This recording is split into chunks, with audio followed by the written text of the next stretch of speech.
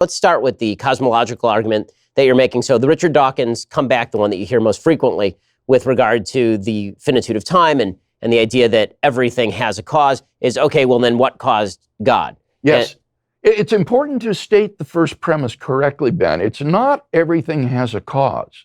It is everything that begins to exist has a cause. Something cannot come into being without a cause. But if something is eternal, never began to exist, there's no need for a cause. So that objection to the argument is simply based on a misunderstanding of the first premise. What, must we posit such an eternal being, or could we just have an infinity of regressive causes? Well, that's the second premise, that the universe began to exist. And I think there are deep philosophical problems with the idea of an infinite past. For example, how did we get to today? If you had to go through an infinite number of prior events one at a time, that would be like trying to count down all the negative numbers one at a time ending at zero, which seems an absurd task.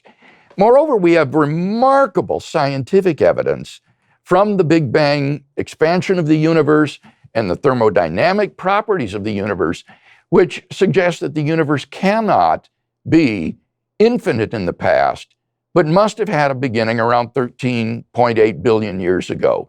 So I think that second premise is very powerfully supported both philosophically and scientifically. Okay, and then on the other argument, the moral argument, the argument that I've heard made in contravention of that, it's an argument made by Dawkins, Harris, Brett Weinstein, evolutionary biologists, who suggest that morality, there is a certain sense of morality that is innate to mammals that you see even in species that are not our own, a sense of primitive altruism, a sense of kinship protection, for example.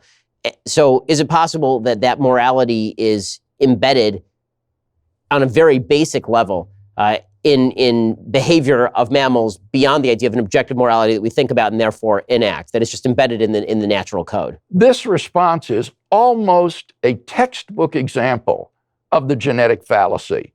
The genetic fallacy is trying to invalidate a point of view by showing how that point of view came to be held. Even if evolution and social conditioning has programmed into us a certain set of moral beliefs, that does nothing to show that those beliefs are false.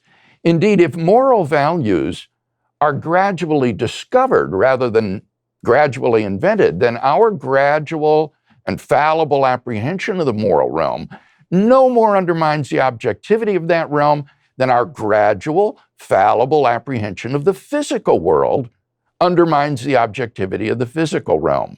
In the absence of some defeater, it seems to me that we're perfectly within our rights in believing that there is an objective realm of moral values and duties, just as we're within our rights in believing that there is a world of physical objects around us.